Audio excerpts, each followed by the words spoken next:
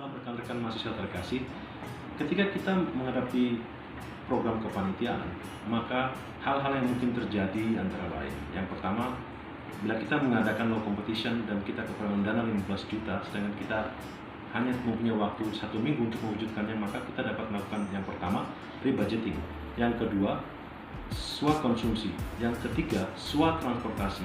Yang keempat adalah paid promote di media sosial.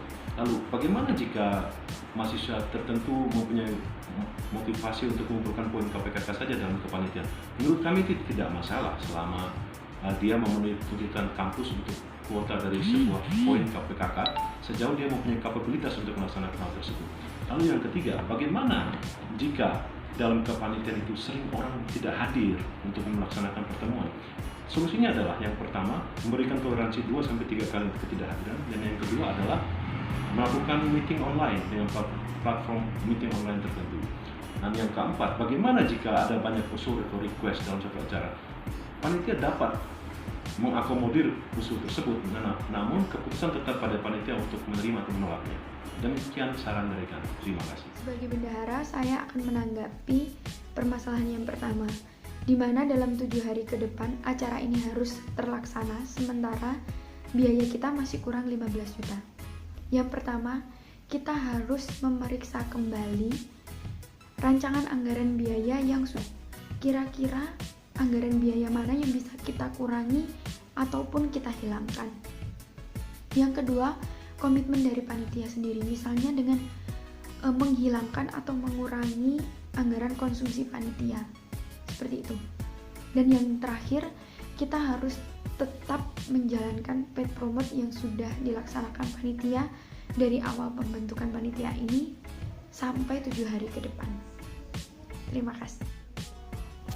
Sebagai bendahara, tanggapan saya apabila dana kurang dari 15 juta, yaitu untuk yang pertama, kalau bisa kampus melakukan kerjasama dengan kampus lain. Kemudian yang selanjutnya mungkin dari transportasi, kampus bisa menggunakan transportasi dari mahasiswa atau panitia dengan sistem pinjam agar bisa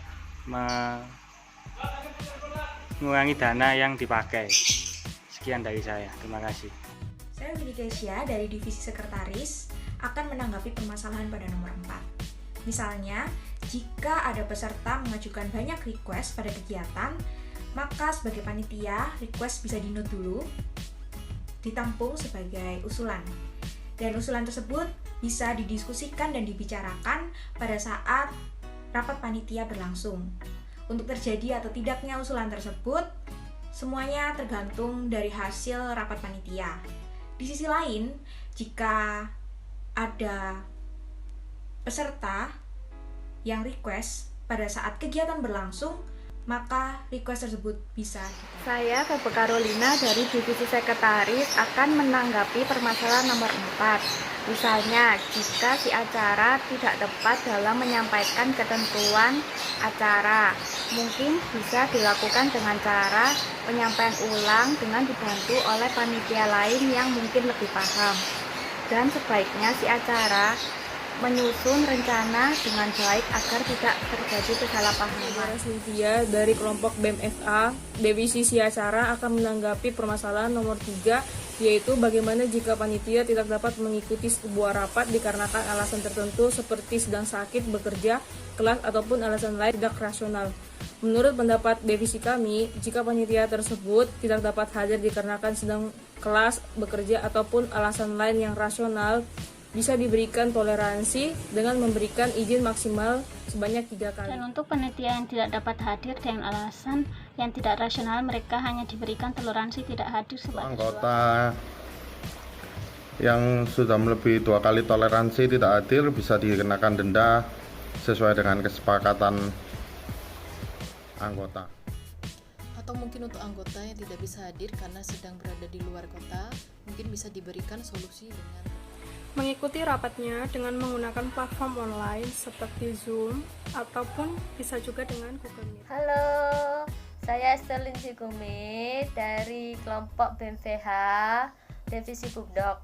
Saya mau menanggapi mahasiswa yang bergabung memiliki visi misi ingin dapat poin KPKK itu dapat dibenarkan. Menurut saya, iya dapat dibenarkan. Asal dia memiliki kemampuan dan mampu menyelesaikan tanggung jawabnya di bidang yang dibutuhkan dalam kepanitiaan. Saya dari divisi Perkap ingin menanggapi terkait mahasiswa yang memiliki visi misi mengumpulkan poin KPKK dalam suatu kepanitiaan.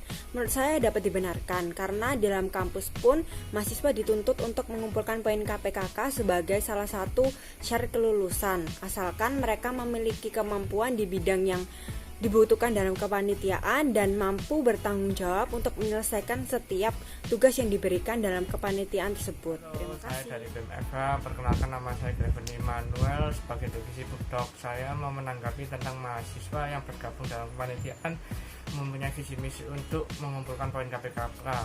Menurut saya itu bisa dibenarkan karena dari kampus sendiri menuntut untuk mengumpulkan poin KPKK sebagai syarat kelulusan.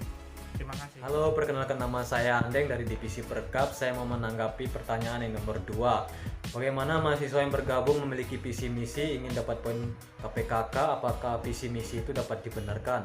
Menurut saya itu dapat dibenarkan karena kampus juga menuntut kita untuk mengumpulkan poin, dan juga asalkan dia memiliki kemampuan di bidang yang dibutuhkan dalam kepanitiaan dan mampu menyelesaikan tugas dan tanggung jawabnya dengan baik. Pertama yang bisa dilakukan adalah dengan menyisir anggaran.